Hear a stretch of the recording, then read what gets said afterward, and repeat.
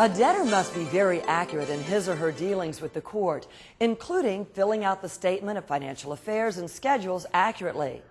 These papers and a debtor's testimony at the 341 meeting are sworn to under penalty of perjury. There can be severe consequences for violating this duty. Let's hear from a bankruptcy judge, Judge Paul M. Glenn. Bankruptcy is not a step to be taken lightly or casually. It's a serious event. It has some real benefits. I mean, it will help people save their homes. It will help people relieve themselves from overwhelming debt. But along with those benefits, there are some serious responsibilities that go along. There's a petition and financial statements that have to be filed when a person files their bankruptcy case. And these are signed under oath. These are sworn documents. They're signed under oath and under penalty of perjury. Sometimes people will transfer vehicles or personal property or things to their relatives or their parents or their kin to hold for them for a period of time while they go through bankruptcy. That is clearly a non-disclosure of assets and is a bankruptcy fraud. So any transfers that have been made within the last period of time have to be disclosed on the schedules. In addition to the oath that goes along with the signature, all the papers are signed under one of the rules of the bankruptcy courts, and that is the signature is a certification that to the best of the person's knowledge and information and belief, the representations are accurate, the facts are accurate.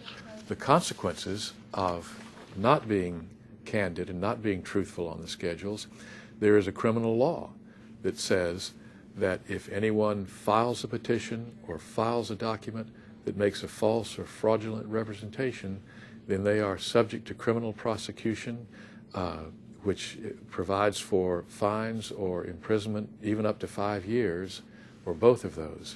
So it's a serious crime if there are material misstatements that could be prosecuted. The consequences of fudging are just too severe to risk. You risk the discharge, you risk committing a crime, and the chances are likely that you'll get caught because the trustees who review these schedules in the trustees meetings review thousands, and they see thousands of people. They know the questions to ask.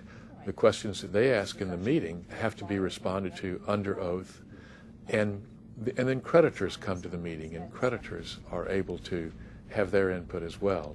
The likelihood that non-disclosures will be found, and if they are, then there are serious consequences to that.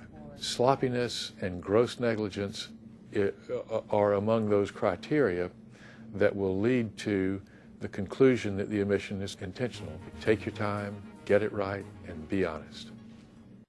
Depending on the chapter of your bankruptcy case and its complexity, you may also be required to appear at hearings before the bankruptcy judge. In a Chapter 13 case, you may only have to appear at a hearing for the court to confirm, meaning approve, the Chapter 13 plan.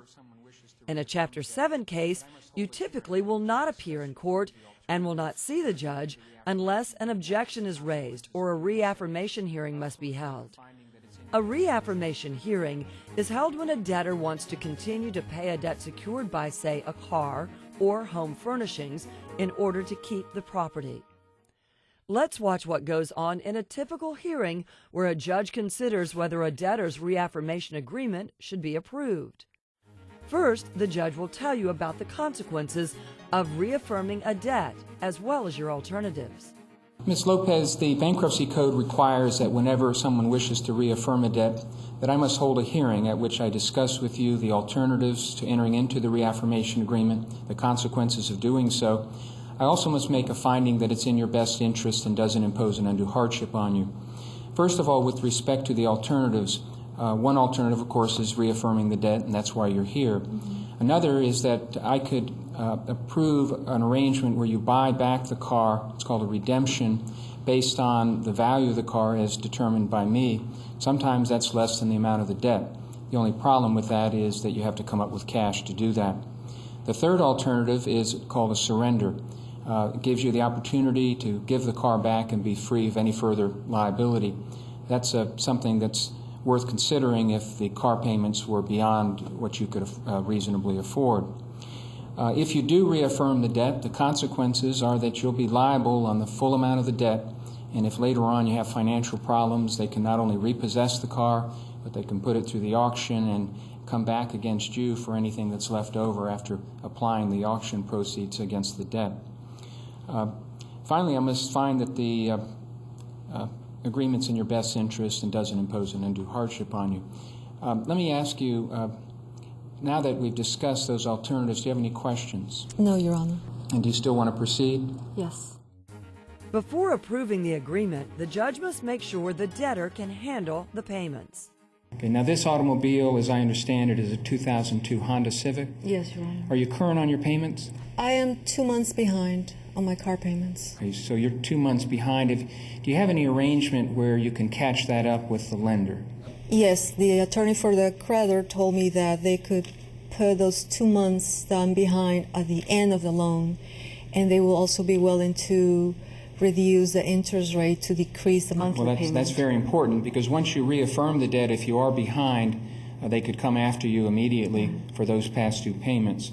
Now, is this a car that you drive personally? Yes. Do you need the car to get back and forth to work? It's your primary means of transportation? I drive it, and I use it to go to work, and I also take my mom to her medical appointments. Okay, very well. Well, based on that, I will find that this agreement is in your best interest and doesn't impose an undue hardship on you. I'll enter an order to that effect. You'll get a copy of that in the mail. In the meantime, just make sure you stay current on those payments. I will. Okay, thank you very much, Ms. Lopez. Thank you, Judge.